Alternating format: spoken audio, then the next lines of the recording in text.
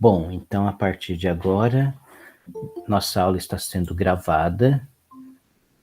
Boa tarde a todos que ainda não pude saudar na aula de hoje. Então, temos... na aula anterior, nós começamos a falar sobre os matemáticos franceses que tiveram seu período de vida do meados do século XVIII até o início do século XIX, e isso significa que o período de suas vidas compreendeu um período de alta turbulência na história da França, porque em 14 de julho de 1789 ocorreu a queda da Bastilha e ocorreu então uma revolução no território francês que durou 10 anos, até o golpe de 18 Brumário de Napoleão Bonaparte. Então, quer dizer, e nesse período tiveram várias nuances de violência crescente. Então, nós tivemos um primeiro momento em que a revolução foi comandada basicamente por Danton e Marat. Marat era um jornalista que era mais ou menos o líder do gabinete do ódio da Revolução Francesa, e aí Marat foi assassinado, morreu numa banheira. Ele tem um quadro famoso a respeito disso. Eu esqueci, eu deveria ter feito. É um quadro que hoje está no Museu de Belas Artes de Bruxelas. É um quadro que meio que mostra Marat como sendo um santo, uma pessoa assim que morreu pela pátria, mas Marat era uma pessoa assim difícil, como eu falei, ele era tipo um líder do gabinete do ódio. E depois de Marat, depois de Danton, subiu ao poder alguém mais revolucionário no sentido de mais aguerrido a esta violência, que foi o Robespierre. Então, Robespierre iniciou o que se chama hoje na história de período de La Terreur, né, o terror, e que durou alguns anos. Foi na época porque até então o rei Luís XVI e a sua esposa Marie Antoinette não tinham sido ainda mortos, então foram decapitados exatamente no período de Robespierre.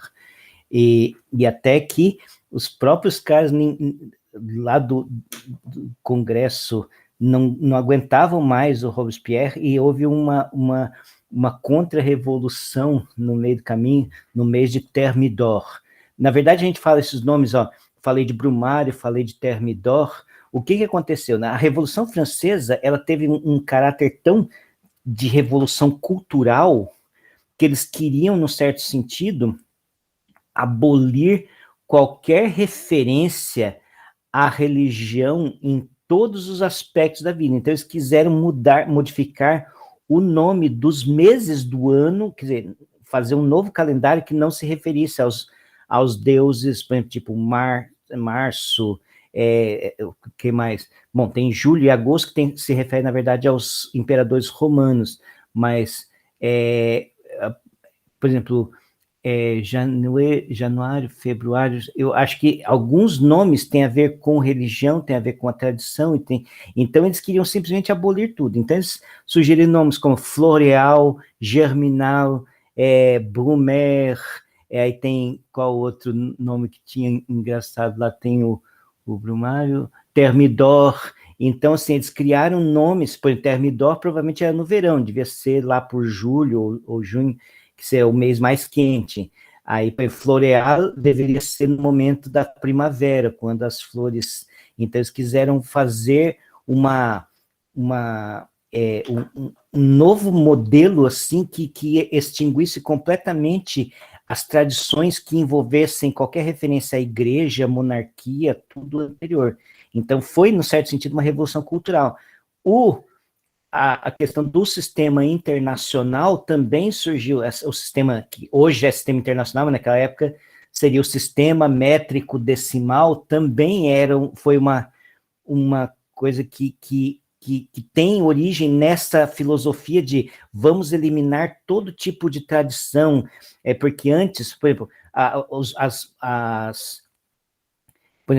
o sistema que a gente chama de britânico, mas hoje só existe nos Estados Unidos, que é aquele sistema que tem polegada, pé, isso era baseado na medida do polegar do rei que determinou que tinha que ser, ou do pé. Então, quer dizer, tinha muito a ver com a própria estrutura de poder, né? O monarca decidia qual que era a medida oficial. Então, eles queriam medidas que fossem baseadas nos ritmos, nos elementos da natureza. Então, por exemplo, o metro hoje ele é definido como sendo não sei quantos comprimentos de onda de uma transição de um átomo. Então, assim, são definições complicadas, mas que se referem tão somente a coisas da natureza. Então, se você consegue ir na natureza, consegue medir lá, então vamos definir esse valor como sendo o valor fundamental para as medidas. Então, então esse foi o cenário que muitos desses matemáticos viveram. Então, já falamos de Lagrange, já falamos de Gaspar Monge, já falamos o D'Alembert. O D'Alembert, eu tinha esquecido de falar uma coisa importante do D'Alembert. Duas coisas, aliás. Primeiro, que ele, junto com Denis Diderot, foi um dos organizadores da primeira enciclopédia. A enciclopédia, então, foi o momento assim, que para levar o conhecimento, quer dizer, meio que juntar todo o conhecimento numa única obra. Assim. Então, a enciclopédia foi uma grande obra. Isso é pré-revolução, tanto que o D'Alembert morreu antes de começar a Revolução Francesa. E outra coisa que o D'Alembert também foi importante no sentido de que ele foi um dos primeiros que tentou mexer naquele vespeiro que tinha se iniciado no início do cálculo, que é por que as coisas funcionam no cálculo, mas estão mal definidas. Então, o D'Alembert foi um dos primeiros, assim, num certo sentido, analistas no sentido matemático, de tentar resolver esse problema, de tentar ver o que é função. Na verdade, hoje a gente vai ver que, por causa do Fourier, a definição de função foi aprimorada. Não quer dizer que eles já não tinham essa noção, mas eu acho que colocar isso aqui no papel, e foi do Dirichlet, porque a obra do Fourier, que a gente vai ver, que é de 1822, já isso pós-Revolução Francesa, pós-Napoleão Bonaparte, mas aí ele publicou Théorie Analytique de la Chaleur, e nesse livro tem a questão de você poder expandir uma função como série de senos e cossenos, e surgiu a necessidade de se definir mesmo o que é função, porque a própria noção de função, na verdade, mesmo a definição de Dirichlet, é uma definição que ainda não atinge o ponto, porque a definição de Dirichlet não tem noção de conjunto, porque a noção de conjunto de elementos ainda não existia, isso vem com Cantor. Foi D'Alembert que definiu o primeiro conceito dele. Bom, como é que poderia dizer? A conceito de derivada, no final das contas, já estava presente lá desde o Newton, até antes, né? A gente falou do Fermat, falamos de muitas pessoas que mexeram nesse conceito de como é que você constrói a reta tangente ao gráfico de uma função, uma curva. Então, ali já estava presente a derivada. Então, falar primeiro conceito de derivada talvez seja complicado, mas assim, talvez eu não sei dizer, eu não sei responder essa sua pergunta, mas eu acho que todo mundo sabia que você tem que pegar uma secante e ir aproximando os dois pontos, mas o próprio conceito de limite, que ainda não... Desculpa, professor, era limite que eu queria dizer. Isso. Então, porque eu tenho no princípio do Newton, né? Só que eu não sei se ele chega a definir limite. Eu lembro que o Newton comenta sobre a importância. Não tem limite. Lá tudo é meio que dinâmico, né? É que você perdeu a aula do Newton, né? O Newton, ele achava que a curva, ele imaginava como sendo uma trajetória de um movimento. Então, são os fluentes. e fluxões, que é mais ou menos pensado como velocidades. Então, ele pensava em termos de movimento e de velocidades, a derivada. Enquanto Leibniz já pensava em termos assim, tinha um triângulo infinitesimal, que na verdade era semelhante a um triângulo finito, e aí então ele podia trabalhar com aquelas grandezas que não se podia mensurar, que eram os infinitesimais, em termos de coisas concretas. Então, são formas de evitar falar no limite, mas eu realmente não, agora, assim, para dizer, não saberia dizer. Eu acho que quem formalizou mesmo a noção de limite foi lá no Cauchy, até. O Cauchy, que é aquela coisa de, você tem querer tá entre um intervalinho, então você vai apertando o intervalinho, claro, e depois o Karl Weierstrass, que tem essa coisa moderna que a gente lá, dado epsilon maior que zero, existe um delta tal que para x menos a menor que delta, f de x menos l menor que epsilon. Então, isso é coisa de Weierstrass. Então, mas eu não sei assim, exatamente qual que foi a definição de limite. Certamente esse era um problema que eles já estavam tentando, e o D'Alembert provavelmente numa primeira tentativa de tentar limpar, por causa exatamente das críticas que o cálculo recebia, críticas justas e matematicamente bem formuladas do que o cálculo recebia, então talvez o D'Alembert foi um dos primeiros a tentar mexer nesse vespeiro. Bom, então falei de alguns do passado e hoje vamos continuar. Então eu vou usar as mesmos slides que eu estava usando até então. Deixa eu só colocar ele, porque eu estou aqui, deixa eu só pôr ele no começo. Então vamos começar aqui. Peraí, então agora eu vou compartilhar a tela. Tá. Então, vamos falar de Legendre, Adrien-Marie Legendre. Então, coisas que o Legendre fez. Então, uma das primeiras coisas que são importantes e que depois deram origem a um estudo muito amplo, hoje não está na moda, deixa eu ocultar aqui, que eu acho que hoje não está na moda o assunto de integrais elípticas e funções elípticas, mas no final do século XVIII e todo o século XIX foi um assunto muito explorado. Então, funções elípticas, na verdade, essa do primeiro tipo, ela aparece, as funções elípticas do primeiro tipo, elas aparecem quando você tenta calcular o comprimento de arco de uma lemniscata. Então, a lemniscata, deixa eu só fazer um desenho aqui. Eu vou apagar aqui, porque isso aqui é só uma fórmula, né? Mas, na verdade, o que está por trás é o seguinte. Então, a lemniscata é uma coisa parecida com isso aqui. E ela é o lugar geométrico em que o produto das distâncias a dois pontos fixos é constante.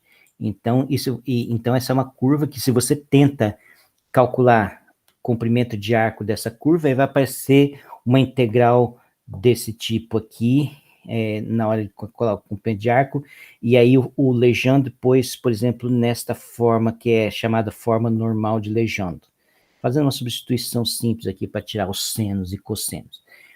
E as integrais desse segundo tipo, essas sim, por isso que o nome é elíptica, porque isso aqui é exatamente quando você tenta calcular o comprimento de arco de um arco de elipse, você cai numa equação desse tipo. A elipse então integral de segundo tipo, até esqueci de pôr aqui, essa é de segundo tipo, é a integral que é o cálculo de comprimento de arco de uma elipse. Também dá para você pôr na forma normal, fazendo essa substituição aqui de variável. Então, o estudo de funções elípticas, por exemplo, depois, foi ampliado por exemplo, Carl Jacobi, é um que também estudou um monte de coisas de funções elípticas, e as funções elípticas, por exemplo, você resolveu o problema do pêndulo. O pêndulo, se você faz a equação diferencial do pêndulo, tem uma derivada segunda igual a um seno. Então, a derivada segunda do θ, do ângulo θ, deixa eu só colocar aqui. Então, a equação do pêndulo. Só vou fazer... Tem muita coisa para falar, mas assim, já quem está falando, vamos fazer algumas... Então, por exemplo, equações, funções elípticas, onde que aparece? Então, por exemplo, vamos supor que você está querendo entender a equação de movimento de um pêndulo. Então, tem esse ângulo que basicamente é o que vai importar. Então, se você faz a conta, você vai chegar à conclusão que θ, a segunda derivada de θ em relação ao t, então aqui a minha variável independente é o tempo. Então, estou medindo aqui o tempo, né? Então, aqui é o t, e aí eu derivo duas vezes em relação ao tempo, isso aqui é menos seno de θ. Então, isso aqui é uma equação altamente não linear, né? E a solução de uma equação diferencial desse tipo também cai numa integral elíptica. Então, assim, só para entender que muitas funções... Então, esse é um tipo chamado de funções que não são funções expressas em termos de funções elementares.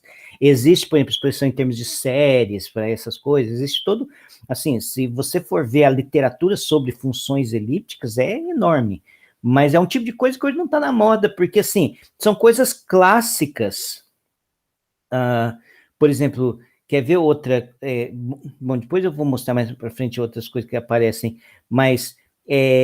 por exemplo, funções elípticas em problemas de eletromagnetismo, em problemas assim de mecânica de fluidos, então acaba, quando você vai resolver a equação, e você cai no negócio desesperadoramente complicado, que ela não pode ser escrita como funções, tipo, não é nem seno, não é nem cosseno, não é nenhuma função trigonométrica, não é nenhuma função exponencial, logarítmica, não é nada disso, é uma coisa que você tem que definir um novo tipo de função, que é aquela função ali.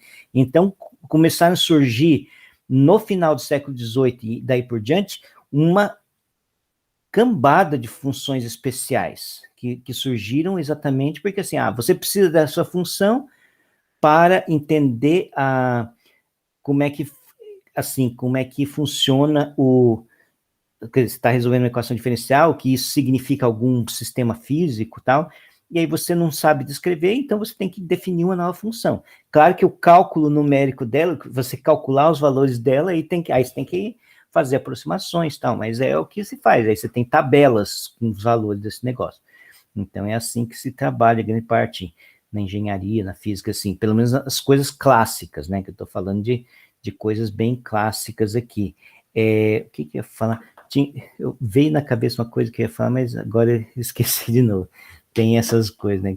Quando você vai ficando mais velho, você fica igual ao computador, aqui não tem mais uma memória, só tem uma vaga lembrança, né? Então... Mas vamos adiante. Então, outra coisa que o Legendre trabalhou bastante é em teoria de números. Então, em particular, a questão da lei da reciprocidade quadrática. Então, isso aqui é uma coisa que a gente não estuda no curso de graduação, mas é uma coisa que é legal, assim. O que é primeiro, temos que dizer o que é um resíduo quadrático. Então, dizemos que o número A, esse número aqui é um número A inteiro, é um resíduo quadrático módulo P, se a equação x² côngruo a A módulo P tem solução. Quer dizer, se eu consigo achar algum x inteiro, tal que isso aqui tem a solução. Então, é basicamente dizer que a equação x² menos A igual a 0 tem solução em ZP. Basicamente, essa é a ideia. Então, isso é o resíduo quadrático. Então, vamos ver o que acontece. O Legendre ele definiu esse símbolo aqui, que esse aqui é o símbolo de Legendre. Então, ele é 0 se o P divide A, ele é 1 se o A é um resíduo quadrático módulo P, e é menos 1 se não é um resíduo quadrático módulo P.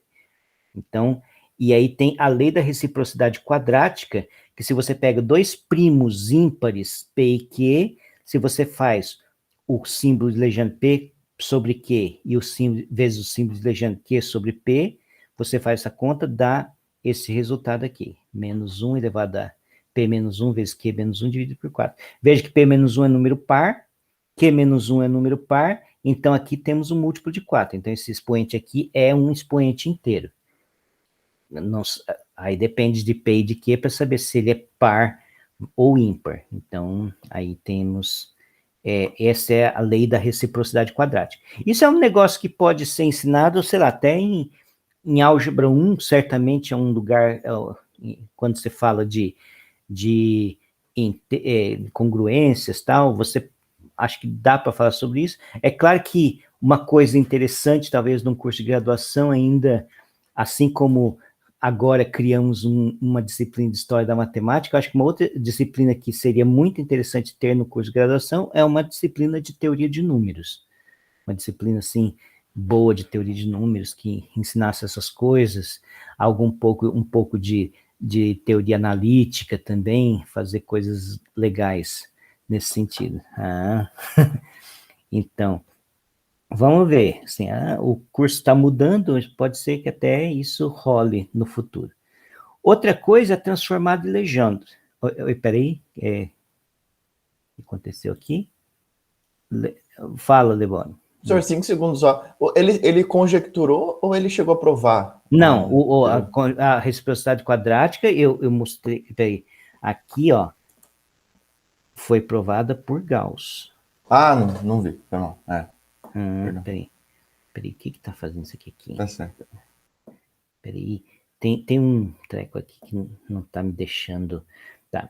A transformada de legenda. Então, é uma coisa assim, você tem uma função convexa, quer dizer que a derivada segunda é sempre maior que zero, e aí você vai definir uma outra função num outro intervalo que é dessa forma, que é o supremo de, por exemplo, numa variável x estrela, que aí você está f de x estrela, que é esse valor, que é um supremo dessa diferença. Tá, qual mais ou menos uma interpretação disso aqui? Então, ao invés de x estrela, eu estou chamando de p, tá? O p aqui é o x estrela da página anterior.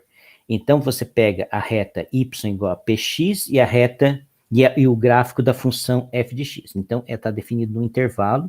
Então, intervalo I é esse intervalo aqui. Esse aqui é o intervalo I. E aí, qual que seria o intervalo, o I estrela, esse aqui onde estaria definido? Você vai pegar essas coisas aqui e essas retas todas passando pela origem, e vai mexer e vai pegar exatamente o intervalo, os coeficientes angulares, que vão ser os valores, onde P, essa reta corta duas vezes, é uma secante ao gráfico.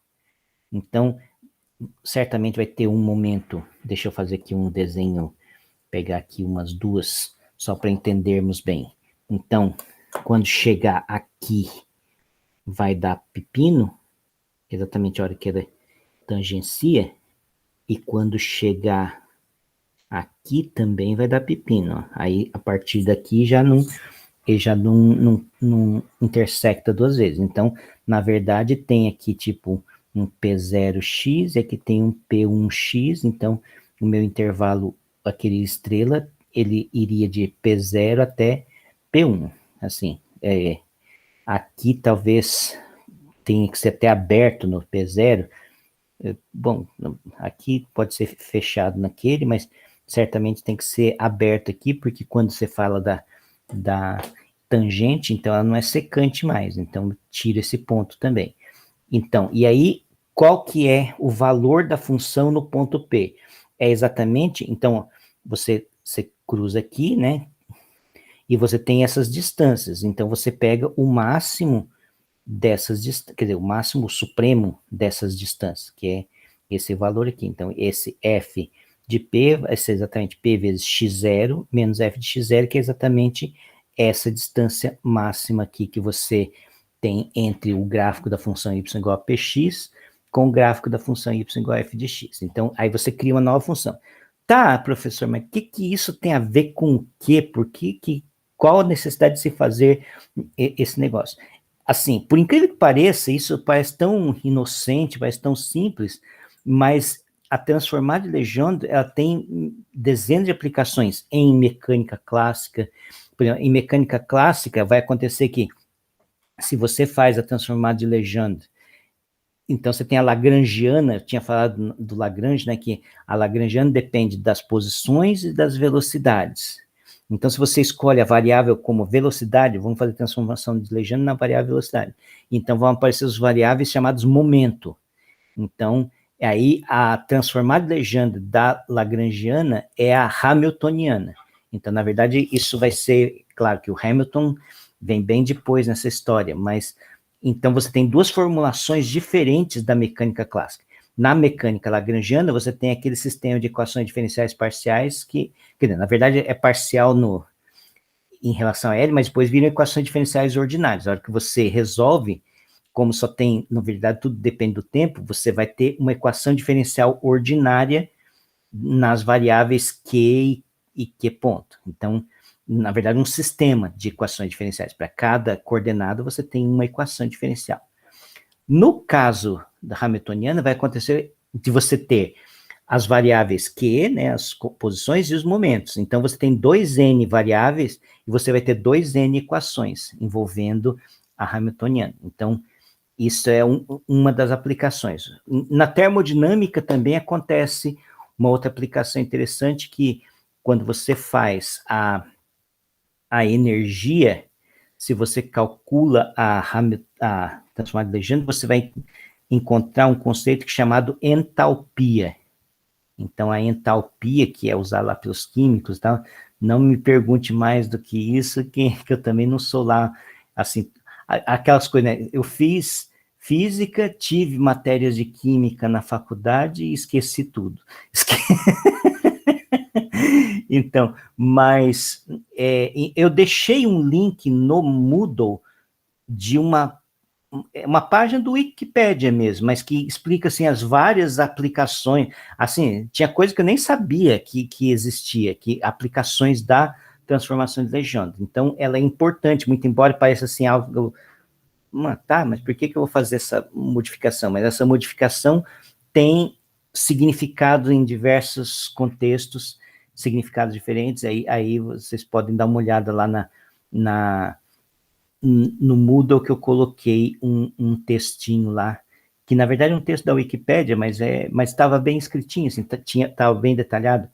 Eu acho que a energia livre de Gibbs, exatamente, essas variáveis termodinâmicas que se usa, então isso tem a ver com a transformada de Legendre. Mas se você me perguntar como é que essas coisas têm a ver, já não lembro mais nada. Eu lembro que algum dia devo ter aprendido isso numa disciplina no meu curso de graduação em física, mas isso já vão para quase 30 anos. Então, então deixa para lá.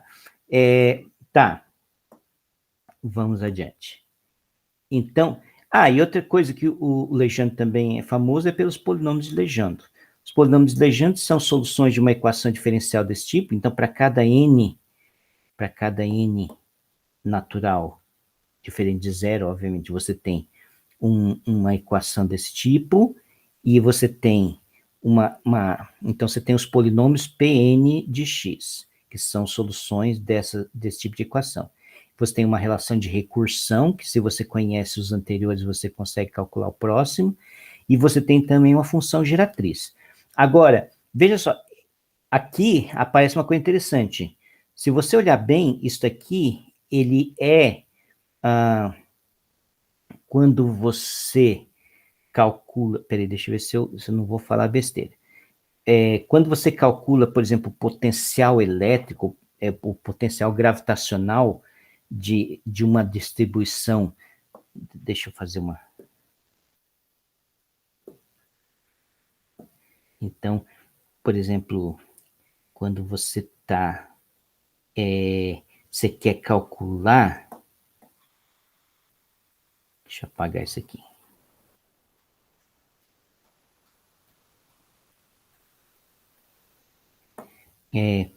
por exemplo, você tem aqui sei lá, uma placa elétrica, e você quer calcular o potencial nesse ponto. Então, você, na verdade, tem que pensar assim, aqui você tem a distância D, mas o que você quer é esse R aqui. E esse R vai depender de um ângulo θ aqui, então vai parecer que o D dividido por R é igual a cosseno de θ. Então, na verdade, o potencial elétrico depende do módulo desse R.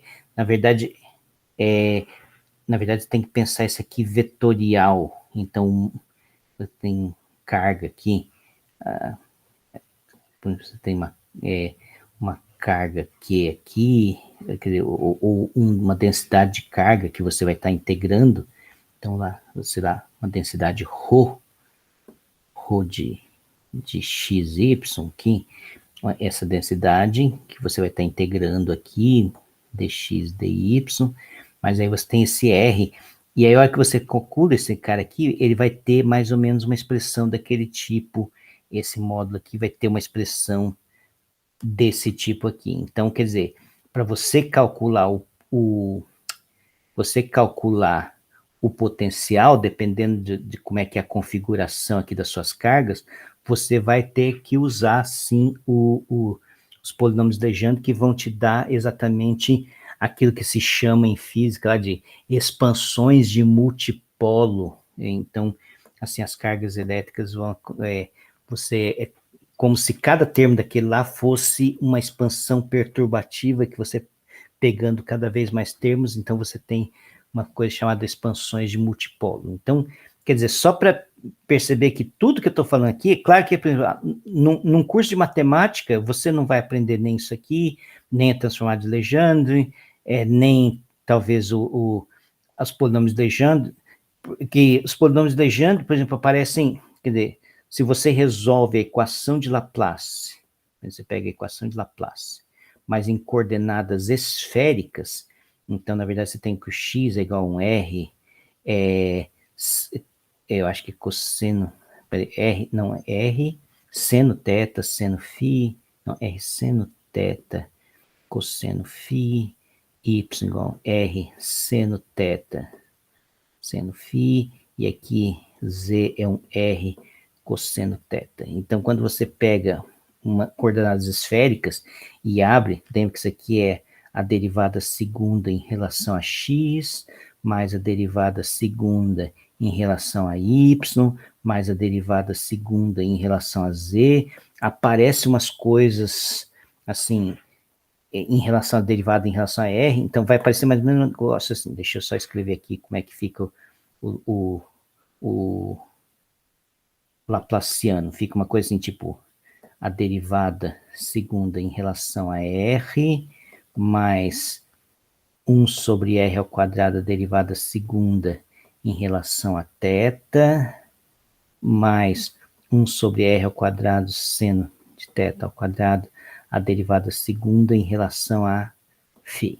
Então, quando você resolve isso aqui, você faz a separação de variáveis, então você faz o θ ser um rrão de r, um tetão de θ e um φzão de φ, aí você põe essa coisa aqui, você separa, e na parte entre θ e φ vão aparecer o que se chama harmônicos esféricos, a solução disso aqui. E, na verdade, os harmônicos esféricos dependem dos polinômios de Legendre.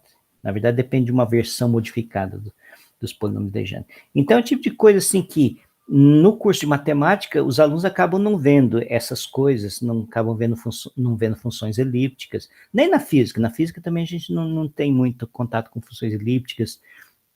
Isso aqui, essa equação aqui de Laplace, a gente acaba resolvendo, mas para a gente, num curso de física, é contaiada. Então, você sabe, faz 10 páginas de conta para resolver uma equação diferencial dessa aqui, para aparecer as coisas. Então, quer dizer, também não é uma coisa assim que diga, nossa, que divertido, né? Mas assim, é um tipo de conhecimento que o aluno de matemática acaba não tendo, então, é como se... Eita, o celular estava tocando e nem estava ouvindo. Então, é um conhecimento, e tem uma época, então, da matemática, que é esta época do final...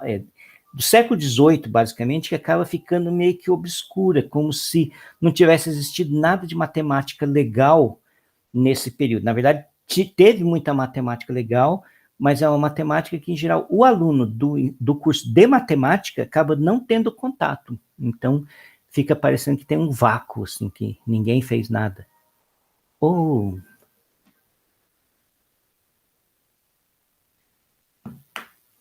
Assim, parece que eles escolhem a hora da aula para tocar o telefone.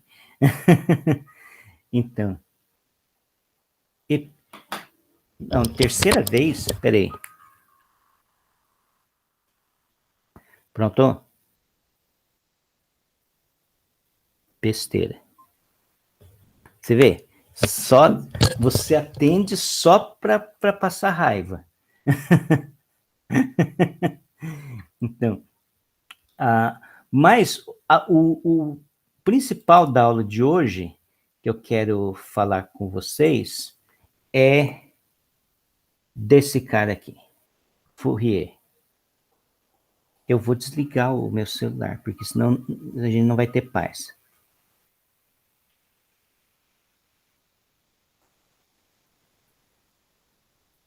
Pronto. Desliguei meu celular. É muito importante, professor. Uma pessoa muito importante. Não, é vendedor. Ou é golpe, ou é alguém oferecendo cartão de crédito, alguém oferecendo plano telefônico. Então, o telefone aqui de casa é política agora. Ninguém mais atende o telefone aqui de casa. O telefone de casa, ele só serve para manter a linha por causa da internet, mas o telefone fixo não existe mais para gente. Tá, então vamos lá. O que eu vou falar? Então, vamos continuar falando do Fourier. Jean-Baptiste Joseph Fourier. Então, em 1822, ele escreveu o livro Théorie analytique de la chaleur, que é o Lord Kelvin falou que é uma poesia da termodinâmica, poesia da matemática. Então, em particular, ele deduz a equação do calor. Outra coisa, hoje, agora há pouco, eu pus no Moodle um texto, assim, porque eu também não vou entrar muito em detalhe nisso aqui, que senão vai virar um curso de EDP, mas tem lá um texto que eu peguei de um professor lá da Universidade Federal de Ouro Preto, e eu pus lá um texto para quem quiser saber como é que deduz a equação do calor a partir do princípio de resfriamento de Newton. Então, qual que é o princípio de resfriamento de Newton? Então, como é que o calor transfere do mais quente para o mais frio? Por causa da diferença de temperatura. Então, é proporcional à diferença de temperatura. É claro que tem a ver com mais coisas. É o famoso quer mexer ΔT, né? Acaba acontecendo isso. Então, você tem a diferença de temperatura, então é o calor que está transferindo de um para o outro. Então, na verdade, não é a diferença, é o gradiente, porque a temperatura, você pode pensar que é uma função que em cada ponto do seu material tem um valor. Então, você tem uma função definida em todo o seu espaço, ou então numa barra, ou numa placa, então você tem uma função que está, aquele é o domínio, então em cada ponto você tem um valor real, que é aquele lá. E aí você tem o gradiente dessa função. Em geral, você supõe que essa função seja bem comportada, que você possa derivar, tal, então você tem um gradiente. Então, o calor flui na direção do gradiente. Então, isso aqui a partir desse princípio é que você deduz esta relação. Então, o T aqui é a temperatura. Só que eu vou começar a usar a variável U, que é o que o pessoal, assim, eu pus aqui mais ou menos a coisa intuitiva, né, que é esse T, então ele é um T que depende das coordenadas e depende do tempo. Então você está, sei lá, pode ser no espaço, pode ser numa unidimensional, então aqui eu pus tridimensional, então você tem um campo de temperaturas, então em cada ponta você tem um T diferente, e aí você tem o gradiente do T, que vai dizer como é que o calor flui. Então ele flui da mais quente, na verdade, tem que ser com menos o gradiente, né? Porque o gradiente, ele indica a posição onde cresce. Então, por exemplo, se eu estou pondo gradiente assim, significa que está mais quente aqui do que está aqui. Está aqui. Então, o calor vai vir na direção contrária. Então, o calor vai fluir nessa direção. Então, vai vir do mais quente para o mais frio. Então, só para entendermos aqui, mas tem lá uma explicação nesse texto de por que dá essa equação. Então, o lance e que vai dar origem às séries de Fourier. Então, vamos lá. Vamos fazer o caso unidimensional. Então, caso unidimensional, você tem uma barra de comprimento L, é feito de material, e aí você quer que, por exemplo, você põe, sei lá, um bloco de gelo nessa ponta e nessa ponta aqui, de tal forma que sempre aqui vai estar uma temperatura zero. Então, e aí vamos supor que você tem uma vela aqui no meio do caminho, que isso aqui então no começo está aquecido, então aqui, vamos lá, aqui está super quente, aí depois aqui já está menos quente, já vai diminuindo aqui, aí depois aqui já vai ficando menos quente, aí até é uma coisa mais friinha assim, tá? Então é basicamente esse tipo de condição que você tem. Então você tem que nas pontas sempre vai ser zero, você pode pôr essa condição, pode ser outra condição, pode ser que de um lado seja frio, do outro lado seja sempre quente, você pode escolher a condição que você quiser aqui. E eu estou pondo essa aqui só por uma questão da gente fazer conta para a gente entender o procedimento.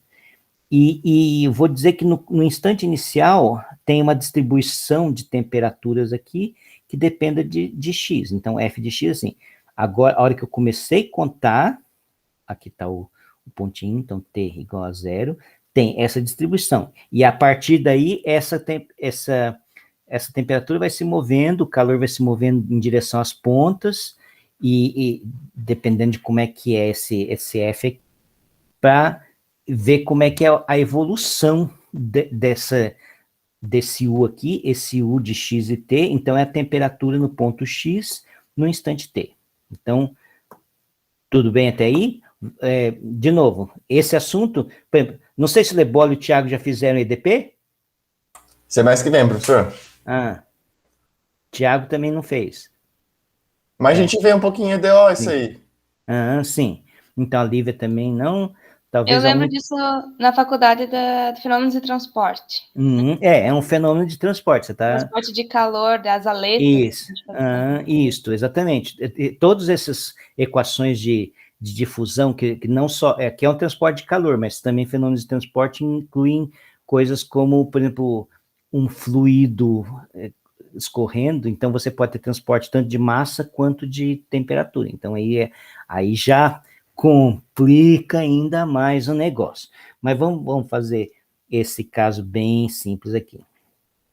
Então, vamos lá. O método tradicional, sim, você está resolvendo uma equação diferencial parcial. Então, na verdade, a sua solução, o que você quer é uma função que depende de duas variáveis. O ansatz, então isso aqui é um ansatz. Eu já falei o que é o ansatz. O ansatz é a primeira tentativa que você faz para tentar começar a resolver o problema. Então, você vai tentar assim, vou dar um chute inicial para ver como é que, assim, eu quero que a minha função ela seja o produto de duas funções que cada uma depende de uma variável. Será que é sempre assim? Bom, graças a Deus a coisa funciona bem assim. Mas, quer dizer, então esse ansatz aqui, ele acabou se provando uma boa ponto de partida para resolver equações. Aí o que você faz? Você vai lá e substitui esse cara na equação. Então, o que é del U, del T? Del U, del T é del x vezes T del T. O x é constante em relação. Então, você sai o x aqui, isso aqui é del T, que é o x T'. Então, isso que é o lado esquerdo. E aí, se você faz a conta aqui, você está derivando 2 vezes em relação a x, o t aí é constante. Então, só vai ter a derivada segunda da função x aqui. Então, na verdade, esta equação aqui vira esta equação aqui. Tudo bem até aí? Agora não estou vendo vocês, então vocês, quando tiverem alguma dúvida, já mete a mão no microfone e fala, professor, para aí, volta atrás, tá? Então, vamos lá. Agora, o que eu vou fazer aqui? Eu vou dividir aqui por x vezes t. Quer dizer, claro, tem que supor que não vai ser zero, tem que supor que está num lugar onde isso aqui não é nulo, e aí você está dividindo, e quando você divide por xt, você tem uma igualdade como essa. Eu dividi aqui também por alfa ao quadrado, deixei o alfa do lado de cá. Então, veja só, aqui é o ponto mais nevrálgico dessa história. Do lado de cá, você tem uma coisa que só depende de x. Desse lado da igualdade, é uma coisa que só depende de t. Como que uma coisa que só depende de x pode ser igual a uma coisa que só depende de t? Somente se for constante. Se esta função aqui... Porque se aparecer uma dependência de x aqui, que não for constante, não vai ter como ser igual a uma função que só depende de t. Então, a única possibilidade possível é que esta igualdade, eles são iguais a uma constante.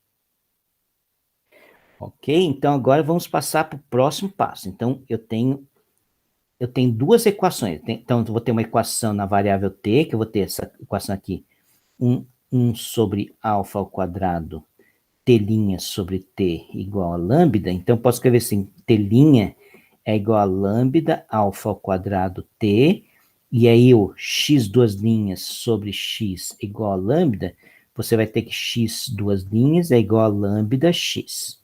Então, você tem esta equação e esta equação aqui. Ok? Então, vamos lá. Vamos começar a resolver esta aqui. Agora vem um passo...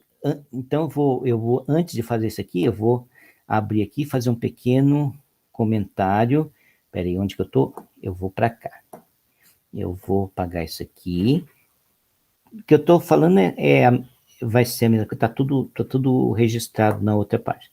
Então, na verdade, vamos pegar uma equação do tipo assim, ax 2' mais bx' mais cx igual a 0. Então, equação desse tipo.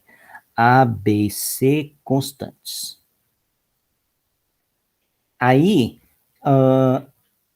então, qual função que melhor se adapta ao fato que se você derivar quantas vezes quiser, ser proporcional à própria função?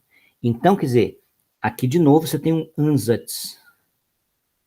Quer dizer, a função desse tipo, ela tem que ser da forma e elevado a um lambda, não, porque lambda está lá, né? Chama de θ. θt. Então, θ é uma constante. Então, se eu coloco aqui, por exemplo, x' vai ser θ e elevado a θt. E o x 2' vai ser θ ao quadrado e elevado a θt. T não, x, que é x. Não tem t, só tem x. Tá. Então, se você substituir aqui, você vai chegar a θ ao quadrado mais bθ mais c vezes e elevado a θx igual a 0.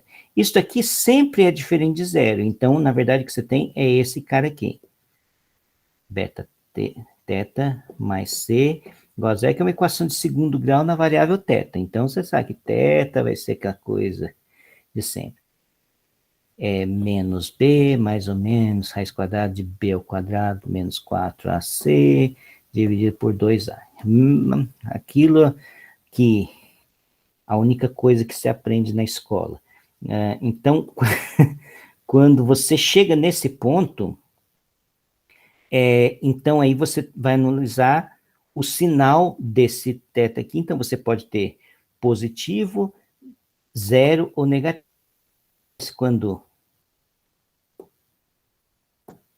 Quando o delta é... Então, pode acontecer 3 coisas. Então, vamos lá.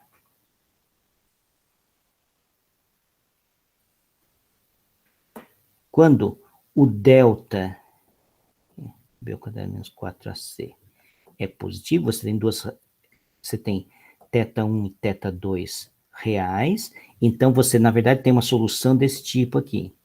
Uma constante K1 vezes E elevado a θ1x, mais uma constante K2, E elevado a θ2x. Então, isso aqui, porque ela é uma equação linear, então se você pega duas soluções e faz uma combinação linear das soluções, continua sendo solução.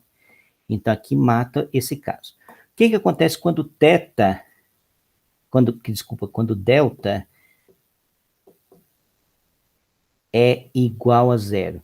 Então, na verdade, você tem as duas soluções, θ1 e θ2,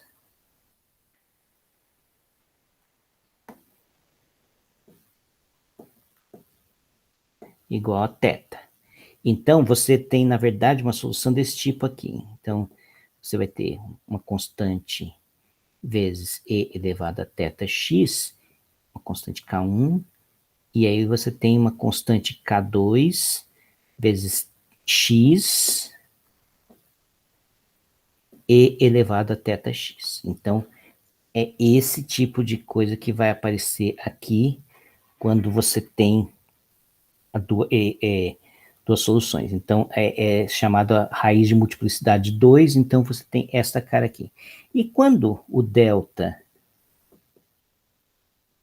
é negativo, então você tem dois números complexos conjugados. Então, você tem θ1, que é igual ao θ2, isso aqui dentro dos complexos.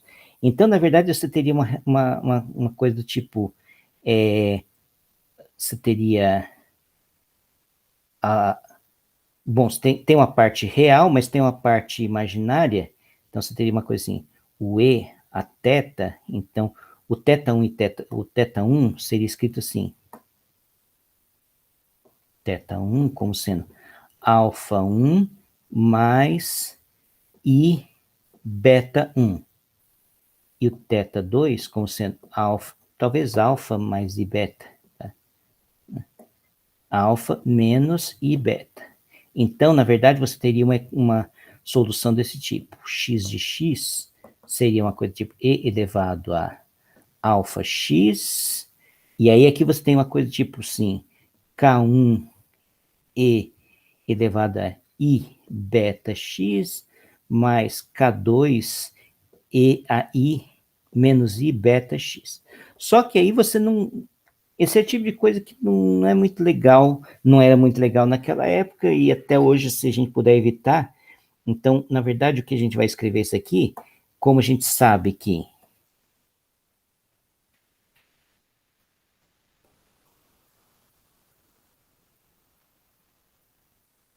Peraí, eu tinha... acabei fazendo... Eu não dupliquei a página, então eu apaguei tudo que... Mas, de qualquer forma, depois a gente vai ver. Então, como o cosseno de beta x, ele é da forma 1 meio de E a I beta x mais E a menos I beta x, e o seno de beta x é igual a 1 sobre 2i E a I beta x mais menos E a menos I beta x, então o que vai acontecer? Você pode escrever o x de x como sendo um E elevado a alfa x, aí você tem um K1, não é o mesmo K1, talvez eu até chamar de letras diferentes, L1 cosseno de beta x mais L2 seno de beta x. Então você pode reescrever dessa maneira. Então esse é o tipo de procedimento. Então vamos continuar lá. Você tem essa equação. Então aqui é a mesma coisa que você escrever x duas linhas menos lambda x igual a 0, então você vai ter uma coisa tipo θ ao quadrado menos lambda igual a 0. Então, aí tem 3 casos. O caso primeiro é quando lambda é positivo. Então, quando lambda, então você tem θ ao quadrado igual a μ ao quadrado, então o θ é mais ou menos μ, isso aqui é real, então você achou aqui, de novo você tem o C1 elevado a μx, então esse é o primeiro caso, que é quando delta é positivo. Então você vai ter esse tipo de solução. Agora vamos usar o fato que, ó, o U de 0t e o U de LT é sempre 0. Então, para qualquer tempo, então quer dizer que o x de 0 e o x de L, lembrando que o U de xt é x de x vezes t de t, então se vale para qualquer t, a única forma desse produto ser 0 sempre é se o x de 0 for 0, então se você substitui x por 0, você tem que C1 mais C2 igual a 0, e se você substitui x por L, então você tem essa igualdade também igual a 0. Então, esse é um sistema homogêneo em duas variáveis, C1 e C2, o coeficiente aqui é 1, o coeficiente aqui é E a μL, então você vai chegar que a única possibilidade possível, solução possível, é quando os dois coeficientes são 0. Então, na verdade, se você tem o lambda, um número positivo, a solução é identicamente nula. Que não é interessante, né? Acabou. Aqui encerra a história e não tem muito o que fazer. Então vamos para o caso de lambda igual a 0. Lambda igual a 0, então você tem simplesmente x, duas linhas igual a 0. Isso aqui você pode integrar diretamente, né? Então, x' igual a C2, e se você faz x, vai ser C2x mais C1, que é exatamente o que apareceu aqui. Você integrou duas vezes em relação a... Você tem uma constante, você está integrando, quer dizer, a derivada segunda é 0. Então, quer dizer que a derivada primeira é uma constante e a função é do tipo uma função afim. Então, se você, de novo, substitui as condições iniciais, x de 0 igual a 0, você tem que C1 igual a 0. Então, o x, a solução fica simplesmente isso aqui. E se você faz que x de L igual a 0, você tem C2L igual a 0, como aqui o L não é 0, porque a barra ela tem um certo comprimento, então aqui é 0, aqui é L, então o L é diferente de 0, então C2 igual a 0, de novo aqui você tem que x é identicamente nula. Também não interessa. Então vamos ver se pelo menos quando é negativo aparece alguma coisa. Então você tem x, duas linhas, igual a menos μ ao quadrado x. Então esse é o caso que o delta vai ser negativo, e aí vai acontecer de aparecer solução de tipo seno e cosseno. Então, de novo, pondo x de 0 igual a 0, seno de 0 é sempre 0, então, e cosseno de 0 é 1, então você vai ter que ser 1 igual a 0. Então, na verdade, a sua solução só depende do seno. Agora, x de L igual a 0, então você pode ter duas coisas. Ou a segunda constante é igual a 0, que é o que eu não quero, porque se C2 igual a 0, implica que x é identicamente nulo de novo. Aí também, aí não tem nada, não tem solução nenhuma. Ou então seno de μL, seno de μL é igual a 0. Então, quando que o seno é 0? Quando for o múltiplo inteiro de π. Então, μL igual a π, então aí você acha que aquela constante μ tem que valer n vezes π sobre L, para algum n inteiro. Como a função... Então, na verdade, você vai ter coisas do tipo...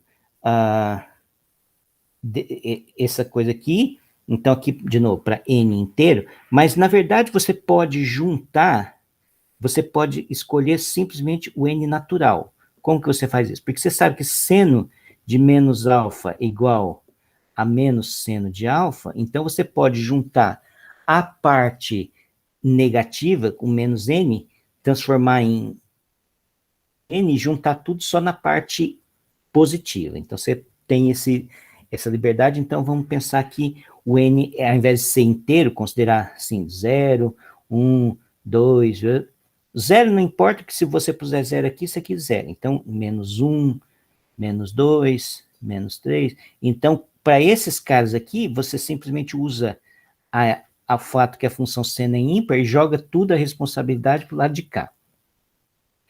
E aí o lambda, como é menos μ ao quadrado, como μ é nπ sobre L, então fica esse valor aqui. Agora temos que resolver a equação do tempo. Lembra que o T' era alfa ao quadrado vezes lambda T. Acabava aparecendo isso aqui. Então, aqui está o alfa ao quadrado, está o lambda, que é esse valor, vezes T. Então, isso aqui é uma equação de primeira ordem, que assim, para quem não sabe resolver, você pode integrar isso aqui. Você pode fazer T' dividido por T é igual a esse valor aqui, menos alfa ao quadrado, n ao quadrado, π ao quadrado sobre L ao quadrado, a integra em relação a T. Aqui não posso usar a mesma variável, vamos usar a variável de integração tal aqui. T de tal, d tal. E aqui você integrou em relação a T, ficou menos alfa ao quadrado, n ao quadrado, π ao quadrado sobre L ao quadrado vezes T. Agora, isso aqui é a mesma coisa se você usar a substituição de variável, isso aqui. Isso aqui. Então, você tem isso aqui. Deixa eu só apagar aqui do lado de cá. Eu vou escrever isso aqui assim. Vou substituir pela... Isso aqui basicamente é 0 até t, e você tem um dt sobre t. Basicamente você tem essa aqui que é um logaritmo de t. Então, logaritmo do t é igual a esse cara aqui, então aí aparece que o t... Bom, tem uma constante aqui, que aí vai aparecer esse k aqui, que é uma constante multiplicativa. Então, estou fazendo uma coisa mais simples aqui. Então, o que aparece é isso aqui. Então, este é a solução geral de uma equação desse tipo. Então, agora vamos juntar as coisas. Então, para cada n natural, aqui natural sem o zero, eu vou chamar o n de t, o n de xt é esse produto aqui. Estou pondo o mesmo n aqui e aqui. Então, essas aqui são as soluções fundamentais. Como a equação linear, qualquer combinação linear dessas soluções também é solução. A equação do calor, essa equação aqui, del x2, isso aqui é uma equação linear. Então, se a equação linear combinação linear de soluções também é solução. Então agora, como saber qual a combinação linear? Então, agora a gente tem que usar a única coisa que a gente não usou até agora, que é a condição inicial, que o U de x0 é igual a um f de x. Então, na verdade, aqui está o salto. Veja assim, o salto está nesse ponto, que é você está considerando uma combinação linear infinita. Então, veja, nesta época da história da matemática, o pessoal já sabia de séries infinitas, série de Taylor já tinha, série de potência e tal, mas agora você estava dando uma nova soma infinita em termos de senos, e também pode haver cosseno, dependendo de... Se você puser outras condições lá de contorno, pode aparecer outras coisas, pode aparecer os cossenos também. Então, uma série infinita de senos que corresponde a uma função aqui, que é a função dada inicialmente. Como é que você acha esses coeficientes? Então, a incógnita aqui As incógnitas são exatamente esses coeficientes. Então, só lembrando, se você faz essa conta aqui, ó, seno de um m πx sobre L, n πx sobre L, se você faz, isso aqui, lembra da fórmula de Prostaphérese, que cosseno de A menos cosseno de B é igual a menos 2 seno de A mais B sobre 2 seno de A menos B sobre 2. Então, você olha para esse produto de seno aqui, tem um cheiro desse negócio. Então, por isso que você acaba abrindo nessas duas integrais aqui com cosseno. Então, você tem que olhar esse negócio como esse aqui, achar quem que é o A e quem que é o B em função desses negócios que aparecem aqui. Que vão aparecer esses dois caras. Ok? Então basicamente é isto que estou fazendo aqui. Então, vamos lá. Então, deixa eu ir adiante. Ó, o primeiro caso, quando m é diferente de n. Então, se você faz essa integral, aqui dá um seno, a integral de cosseno é seno, então vai aparecer isso aqui, e aí você divide pelo coeficiente aqui. Agora, em 0 e em L, o seno dá 0, porque em 0 dá seno de 0. Em L vai dar um múltiplo inteiro de π, tanto aqui quanto aqui. Então, isso aqui é 0.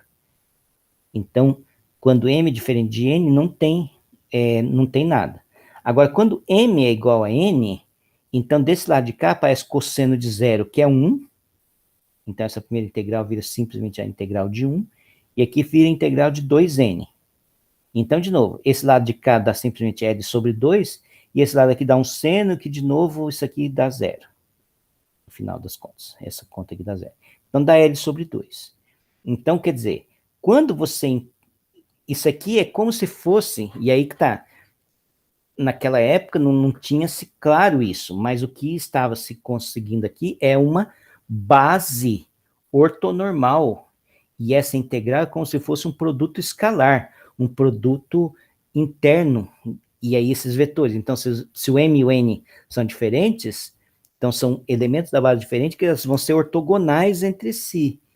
E quando m é igual a n, então você está vendo qual que é a norma desse vetor. Então, na verdade, isso é uma interpretação a posteriori, mas só para a gente ver o que está rolando ali nesse espaço.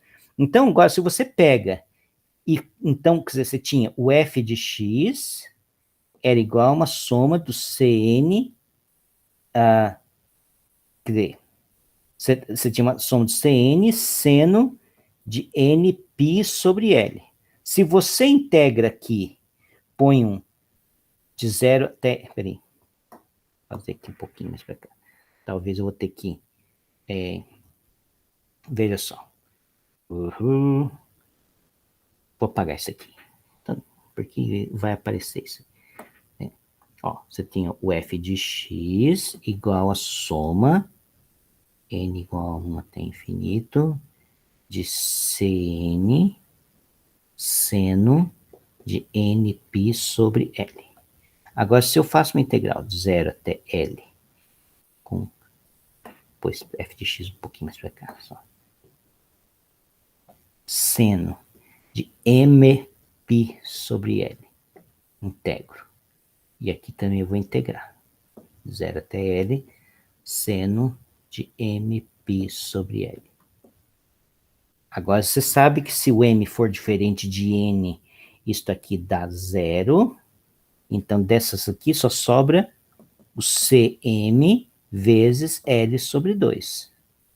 Então, daí aparece aquela conta que a gente acabou de fazer, que eu tinha pagado. Então, o Cn vai ser 2 sobre L vezes essa integral. Então, só para a coisa ficar bem registrada.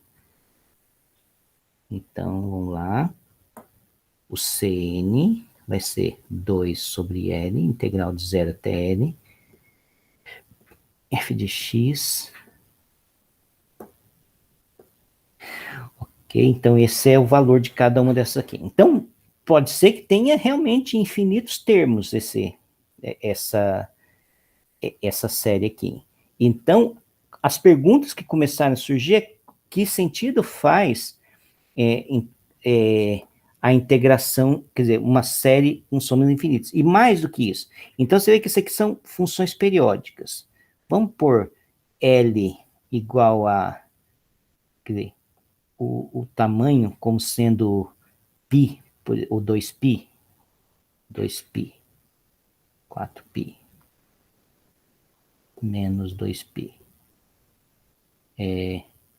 menos 4π. Então, não importa que tipo de função, por exemplo, você pode ter uma função descontínua assim, por exemplo, vamos pegar aqui uma função bem... então, deixa eu fazer várias cópias dessa aqui, para a gente fazer vários exemplos.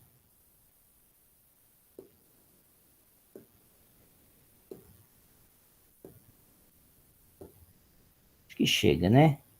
Então, vamos pegar aqui a primeira. Então, vamos pensar que eu tenho uma função do tipo assim.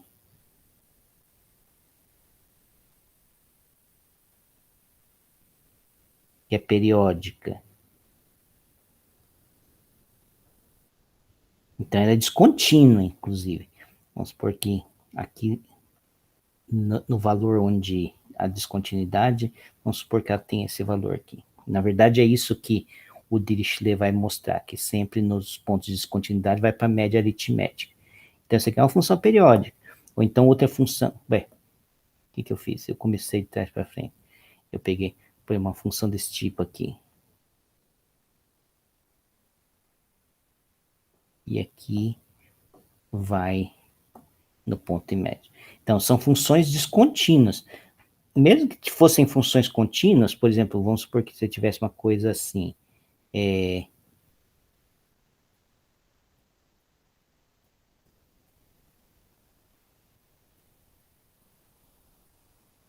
mas, por exemplo, nesse ponto aqui, ela não é diferenciável. Então, é uma função até que contínua, periódica e tal, mas ela não é diferenciável. Então, quer dizer, você está expandindo em série coisas muito diferentes. Você pode ter... Claro que você pode ter coisas que sejam bem bonitinhas. Por exemplo, você pode ter uma coisa assim, né? Esse aqui é o próprio seno, sei lá. Então, tem que passar os pontos, certo? Aqui não ficou periódico, assim, mas é por causa do meu desenho, que é ruim. Então, o fato é, nem funções, quer dizer, você pode expandir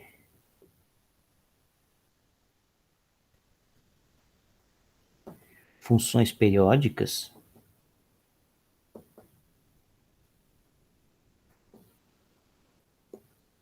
que não são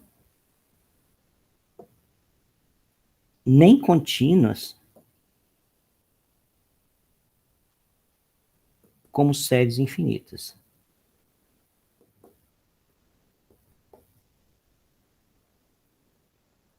Veja só, vou dizer qual que é o problema. Por exemplo, antes, né, todo mundo sabia da série de Taylor.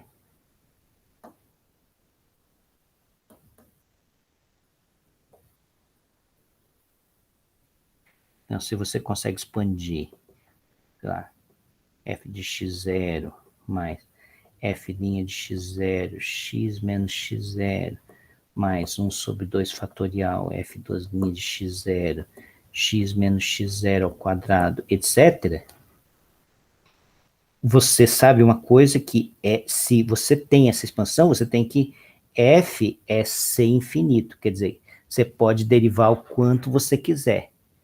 F.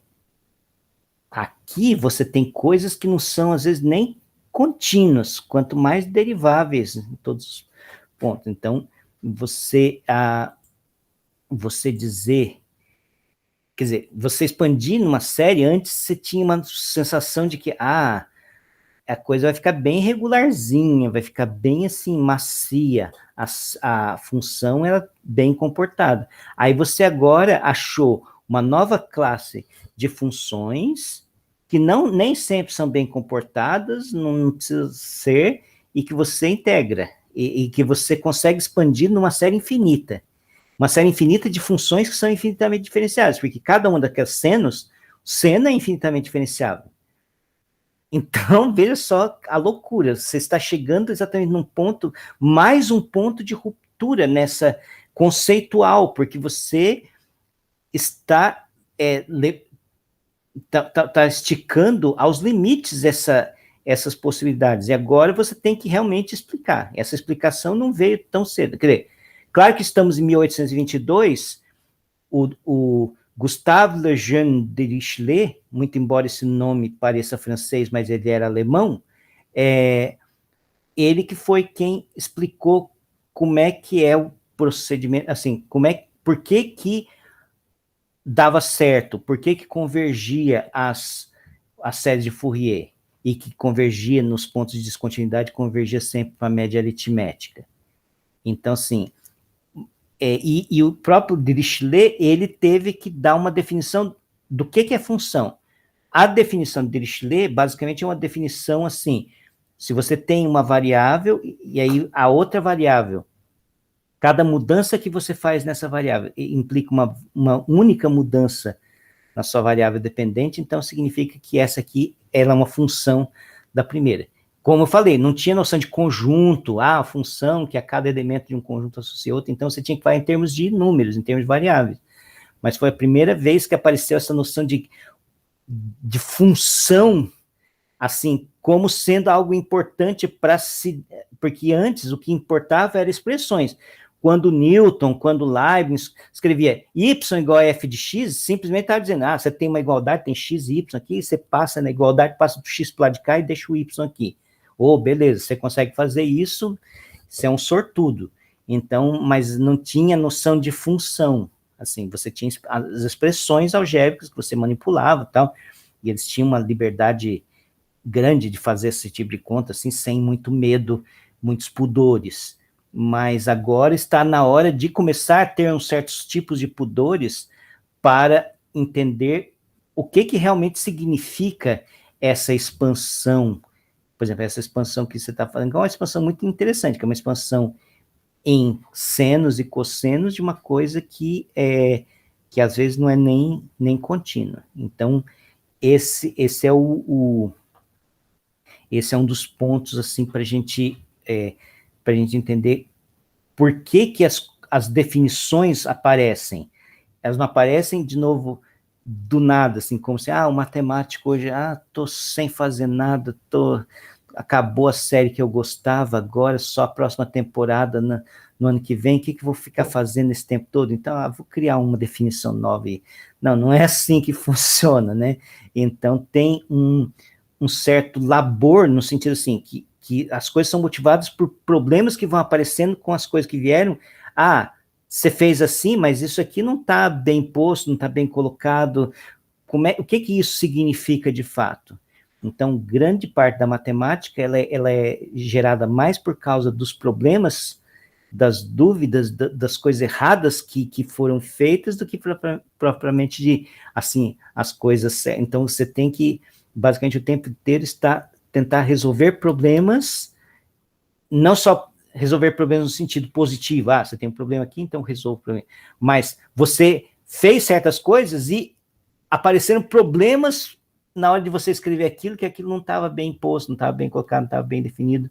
Então, esse tipo de problema também motiva uma construção matemática. Eu só vou dizer, antes de... Eu quero abrir a palavra para vocês, quero que vocês falem, né, que ainda também está cedo, tá? Falta pelo menos 20 minutos para a gente acabar a aula. Semana que vem vamos ter a última aula, assim, aula que eu vou falar, uma aula personal, no sentido de que eu vou falar de uma única pessoa, que é o Gauss. Assim, não poderíamos ter um curso de matemática que não tivesse uma aula dedicada ao Gauss, já que eu dediquei uma aula para o Newton, dediquei uma aula para o Euler, o Gauss também tem que ter sua aula também dedicada à sua pessoa. Gostaria ainda de poder falar do Riemann, mas aí você começa, será que eu falo do Riemann? Poincaré? Aí só das pessoas que eu imagino assim que seria legal falar uma aula sobre o cara, já comeria todo o resto das aulas. Então, depois da aula do Gauss, eu vou mudar um pouco de estratégia. Como a gente está chegando num ponto em que a matemática já está ficando mais complicada para você falar detalhes sobre cada um, então eu vou falar assim, no geral, pego um tema, lá, a geometria. Então, por exemplo, a geometria diferencial. Então, o que aconteceu, quais foram os pontos de desenvolvimento, quem fez o que contribuiu, e vou levando até quase hoje, assim, vou fazendo uma passagem. Depois, a álgebra. Quem que fez tal coisa, por quê, o que aconteceu, até chegar no dia de hoje. Então, vamos tentar fazer assim, mais conceitualmente, para a gente tentar entender, e agora acho que estamos num ponto bom, porque agora mais ou menos os fundamentos do que foi criado no século XVIII, nós somos herdeiros disto. A matemática que a gente faz hoje, certamente a matemática que a gente ensina hoje no curso de graduação, ela para meados do século XIX.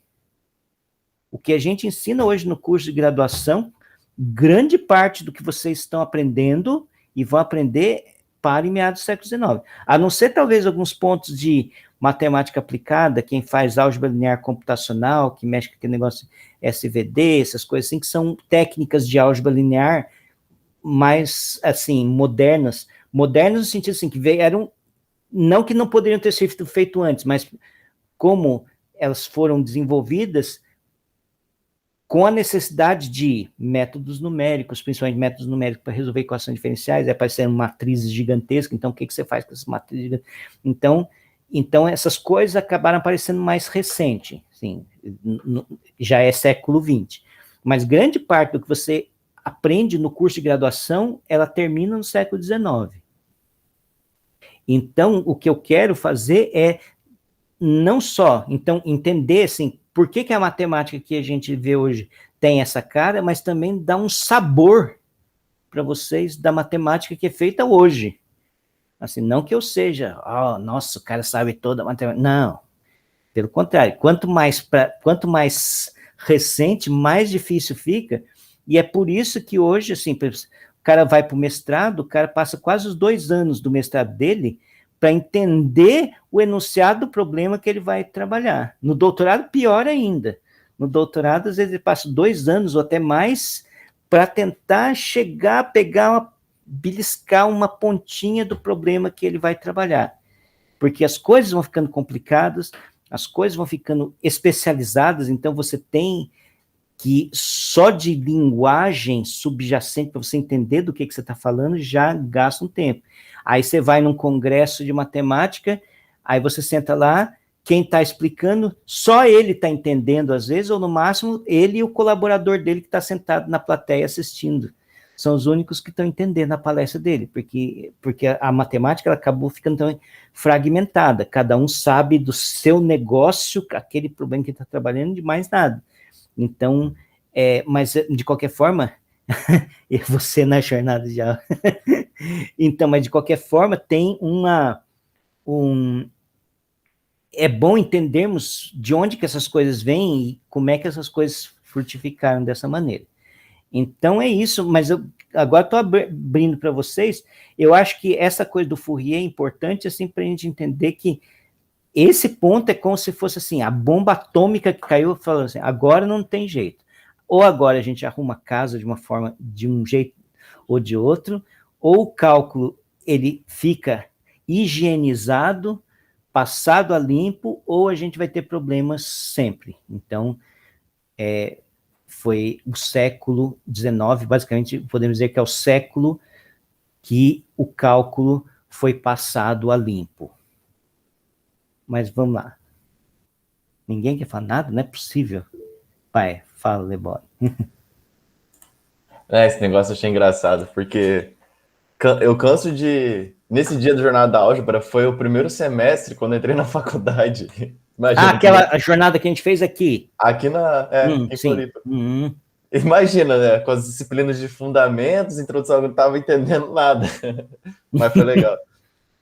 Professor, eu achei legal a parte do Fourier. Eu não sabia que tinha tanta coisa de...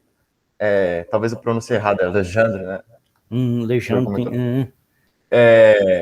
Eu não sabia que tinha essas... Aí, o que eu sabia, assim, quando eu estava estudando variável complexa, é que...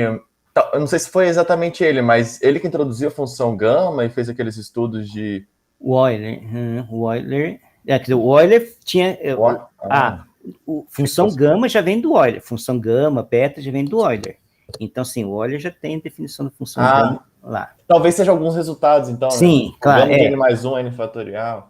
Sim. Tá. Mas... O Fourier, eu achei legal o que eu havia estudado sobre o Fourier, que eu achei interessante, foi que ele passou uns perrengues com relação à série trigonométrica, né? Que depois foi série de Fourier, né? E aí ele foi, na verdade, os 3 L's, né? O Lagrange, o Laplace e o Legendre, eles tinham reprovado. Ele falou, não, isso aqui não funciona para todas as funções, não. Não, exatamente. Esse é o ponto.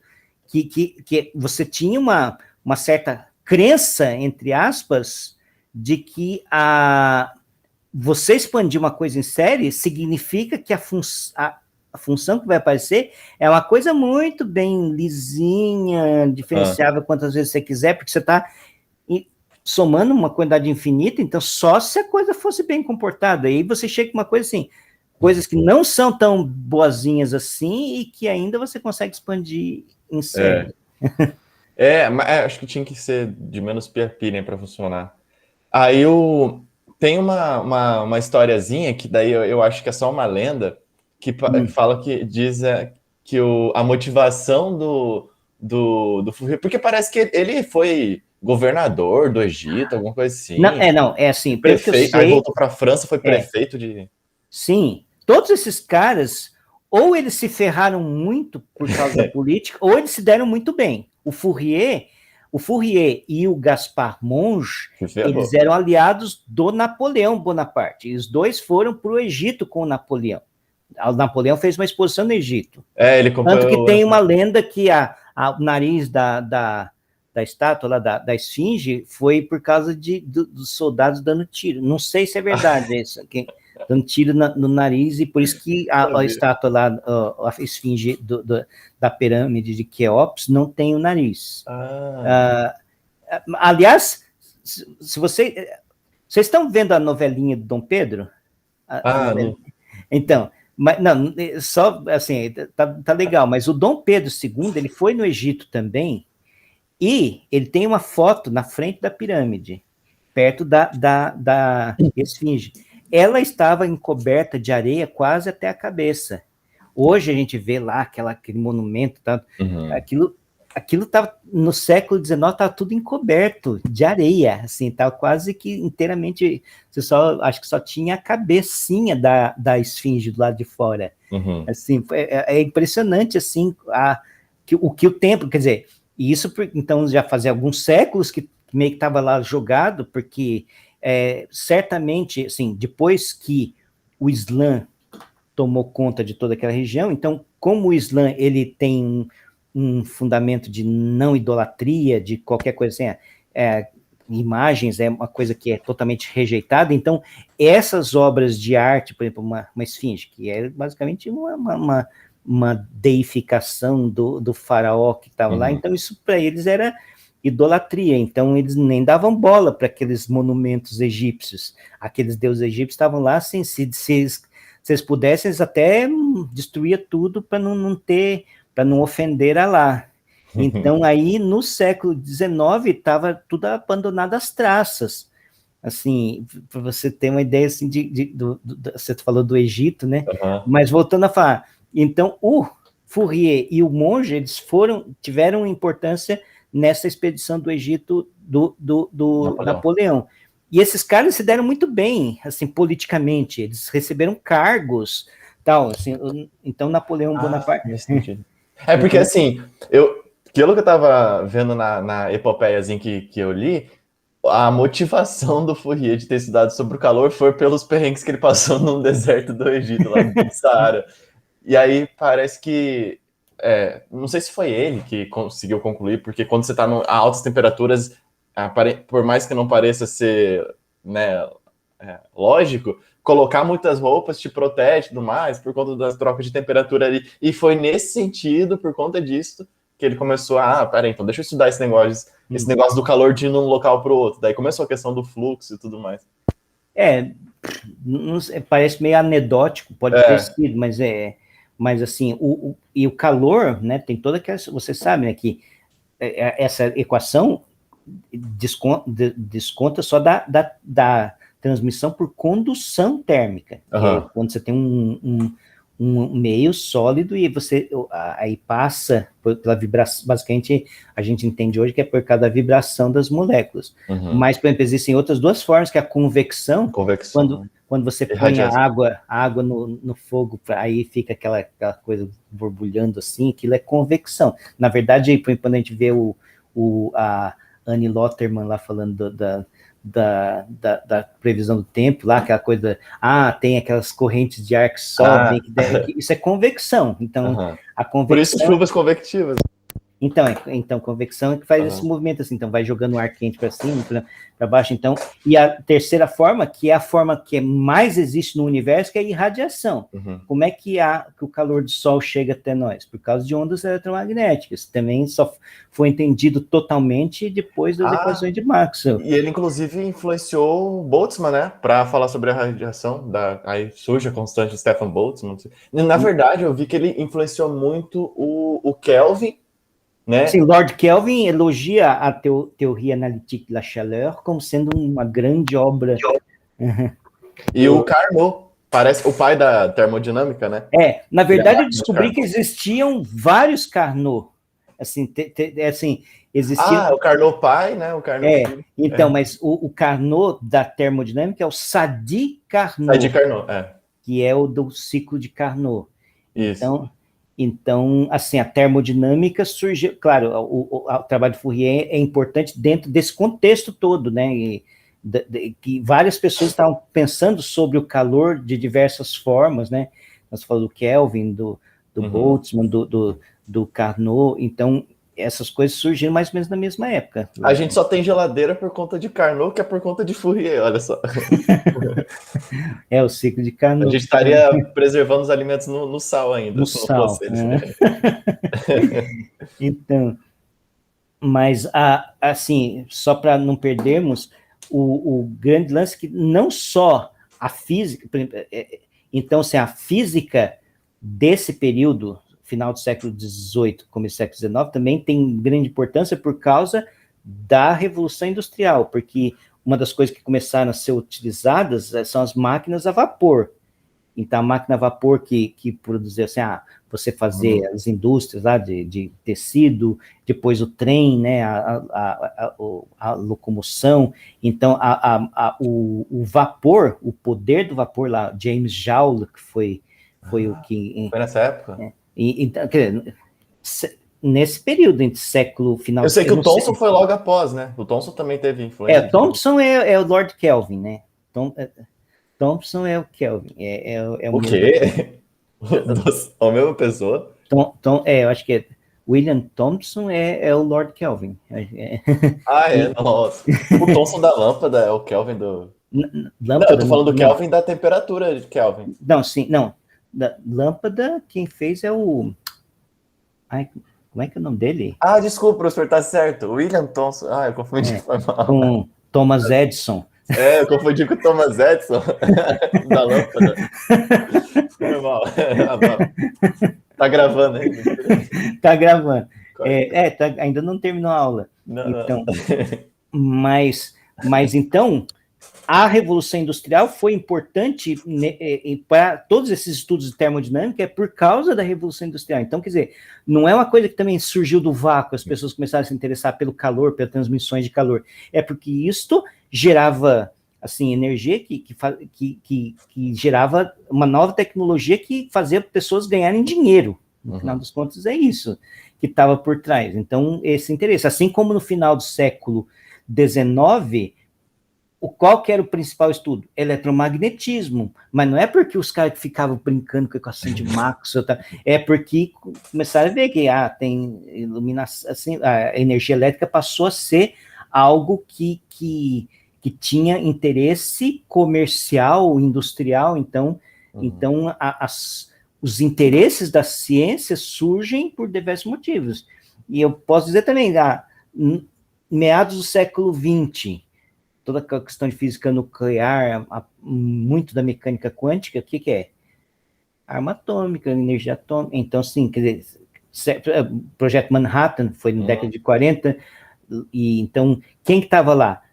Feynman, Oppenheimer, todos os caras que eram os papas da mecânica quântica naquela época, e esses caras, então assim, os interesses da física, eles não são descolados do contexto, sei lá, econômico, contexto histórico, das coisas que acontecem.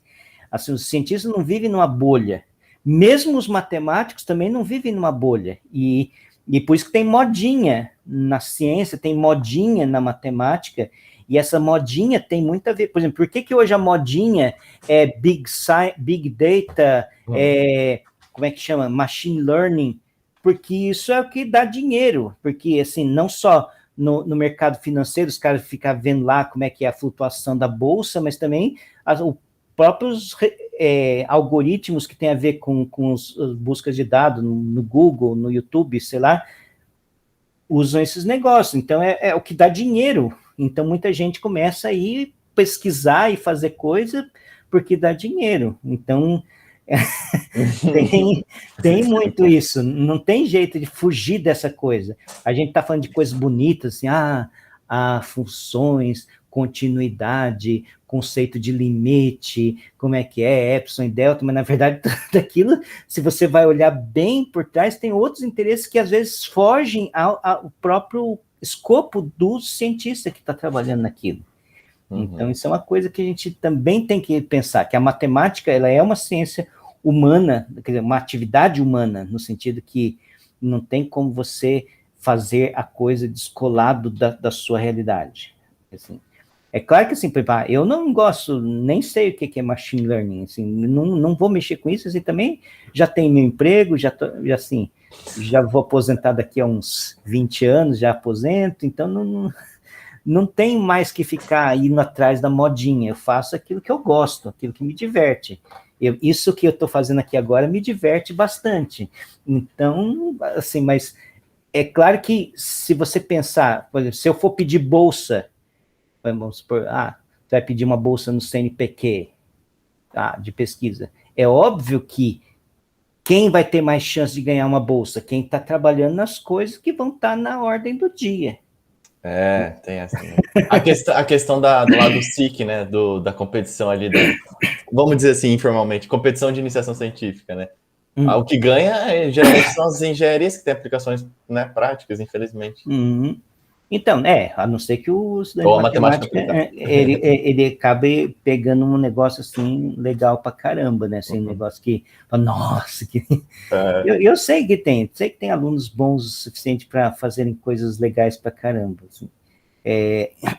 Entre vocês mesmo, assim, acho que vocês têm que acreditar mais no potencial de vocês e fazerem coisas legais pra caramba, assim, coisas que valem a pena ser feitas, né?